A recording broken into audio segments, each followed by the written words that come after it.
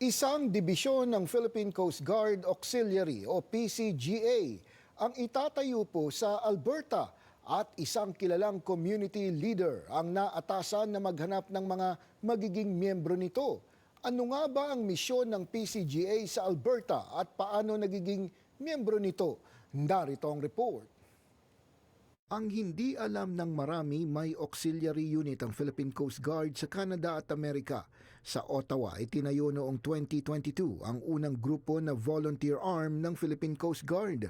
Ayon kay Squadron Director, Auxiliary Captain Adonis Sukalit, ang pagtatayo nito ay batay sa Republic Act 9993 ng Pilipinas na naaprubahan noong 2009. We are to support maritime search and rescue. Second, we are to support also marine environmental protection.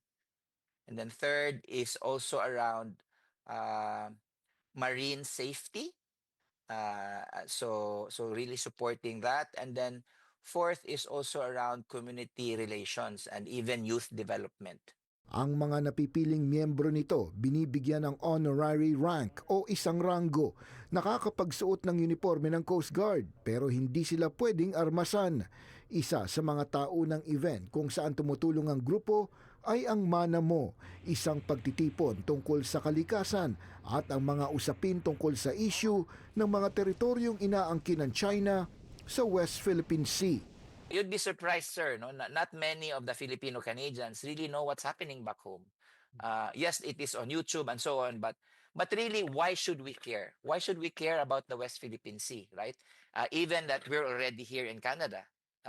And so these are some of our advocacies. Kamakailan, naging miyembro ng PCGA at nabigyan ng ranggong Lieutenant Commander ang community leader na si Jerry Caingcoy. Ang misyon niya, magtayo ng dibisyon ng Coast Guard Auxiliary sa Alberta. Hopefully we can be a squadron. So that's a tough job to do. But I have so many people in mind. I'm excited to reach out to them.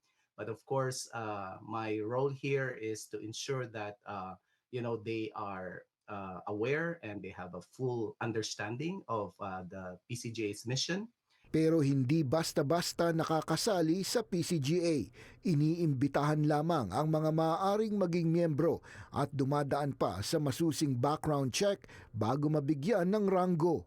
This is not any socio-civic organization where you just join in and then you become a member. You just go there for the fun times and whatever. This is really a commitment to serve. This is a meaningful way to extend our commitment to helping others and promoting not only maritime safety and supporting disaster response efforts, but even here in Canada, we can contribute towards community cleanup drive and any forms of humanitarian service.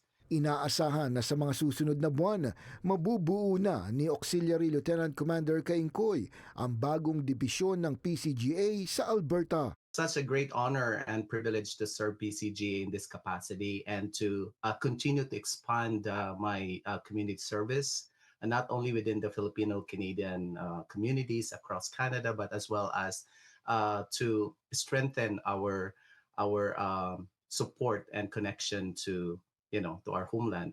And our involvement not only strengthens the PCGA's mission but also embodies the spirit of bayanihan. Maraming mga aktibidad ang pinaplano ngayon ng PCGA mula sa mga information campaign, cleanup drive hanggang sa mga charity events, bayanihan na likas sa lahing Pilipino at sa mga kababayan dito sa Canada.